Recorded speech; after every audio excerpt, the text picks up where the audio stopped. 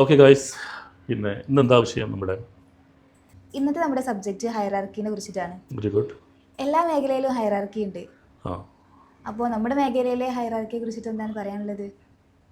നല്ലൊരു ചോദ്യമാണ്. ഹയറാർക്കി എന്ന് പറഞ്ഞു കഴിഞ്ഞാൽ ഒരു സിസ്റ്റം അല്ലാന്നുണ്ടെങ്കിൽ ഒരു കമ്പനീൻ്റെക്കുള്ളിലുള്ള അതിൽ അതിൽ വർക്ക് ചെയ്യുന്ന ആളുകളുടെ ഒരു സ്ട്രക്ചറാണ്.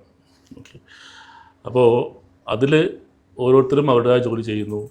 അങ്ങനെ അവരുടെ സീനിയോറിറ്റിയോ അല്ലെങ്കിൽ അവരുടെ കാപ്പബിലിറ്റിയോ അല്ലാന്നുണ്ടെങ്കിൽ അവരുടെ കഴിവനുസരിച്ചിട്ട് അതിന് നമ്മൾ ഒരു സിസ്റ്റമാക്കി കൊണ്ടുവരാണ് ഹയറാർക്കി എന്ന് പറയുന്നത്. ഓക്കെ, അപ്പോൾ ഇതിൽ അതിൽ നമ്മളത് മാർക്ക് ചെയ്യുന്ന ഓർഗനോഗ്രാം എന്ന് പറയും. നിങ്ങൾ കണ്ടിട്ടുണ്ടാവും.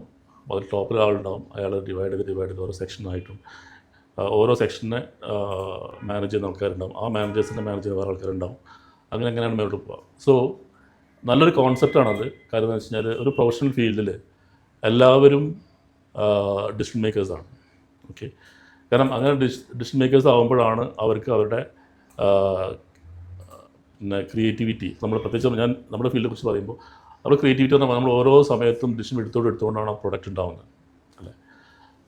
അതേസമയം ഒരു ഒരു എൻവയോൺമെൻറ്റിൽ വരുമ്പോൾ അവരെ കൺട്രോൾ ചെയ്യാനും അവർക്ക് ഗൈഡൻസ് നൽകാനും ഉള്ള കുറച്ചും കൂടി എക്സ്പീരിയൻസ്ഡ് ആൾക്കാർ അവർ ടോപ്പിലുണ്ടാവും.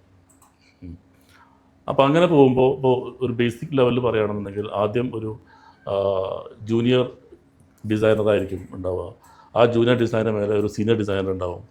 സീനിയർ ഡിസൈനറിൻ്റെ മേലെ ഒരു ജൂനിയർ ആർട്ട് ഡയറക്ടർ ഉണ്ടാവും. അയാളുടെ മേലെ സീനിയർ ആർട്ട് ഡയറക്ടർ ഉണ്ടാവും. പിന്നെ അസോസിയേറ്റ് ക്രിയേറ്റീവ് ഡയറക്ടർ ഉണ്ടാവും. പിന്നെ ക്രിയേറ്റീവ് ഡയറക്ടർ ഉണ്ടാവും. അങ്ങനെ പിന്നെ CEO അല്ലെങ്കിൽ ആ ലെവലിലാണ് മേലോട്ട് പോകാം. ഒരു കമ്പനിയുടെ ഏറ്റവും ടോപ്പിൽ പറയുമ്പോൾ ഒരു CEO അല്ലാതെ MD ലെവലായിരിക്കും. അപ്പോൾ താഴത്തുള്ള ആളുകൾ എന്ന് പറയുകയാണെന്നുണ്ടെങ്കിൽ എണ്ണം കൂടുതലായിരിക്കും. മേലെ വരുമ്പോൾ എണ്ണം കുറഞ്ഞ് ആയിട്ട് വരിക. റൈറ്റ്.